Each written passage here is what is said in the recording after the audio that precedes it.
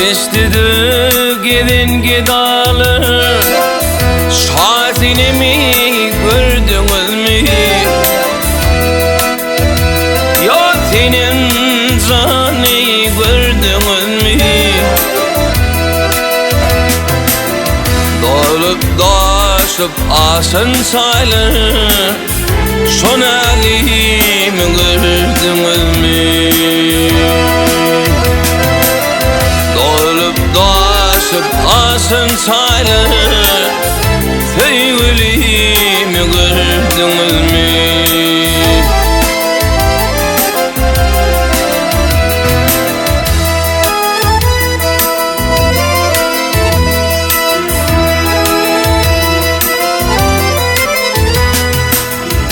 Tatlı sopat şirin söyleyeyim, kırmızı yanak gülür yüzlüyüm.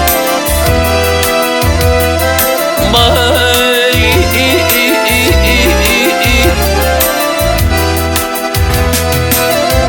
Cirin değil kara gözlüyüm, şahsini mi gördünüz mü? Cirin değil kara gözlüyüm, sevgilimi gördünüz mü?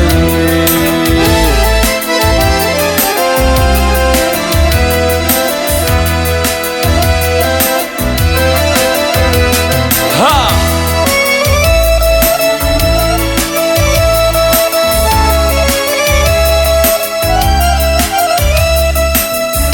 Suratın çekin naşıları, sapatın aydın yaşını.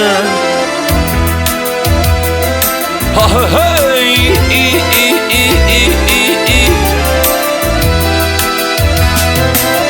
toy meylet gelen bağışlar, şahsini mi gördünüz mü? Toy meylet gelen bağışlar, sevgilimi gördünüz mü?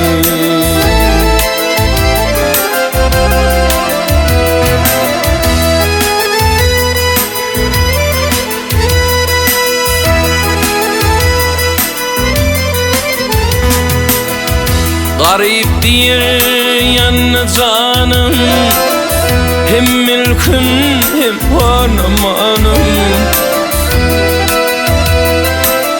Hey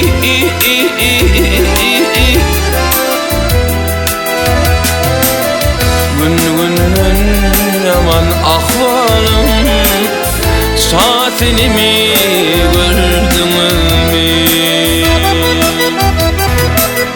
Gün günün yaman ahvalım, şahsini mi gördünüz mü?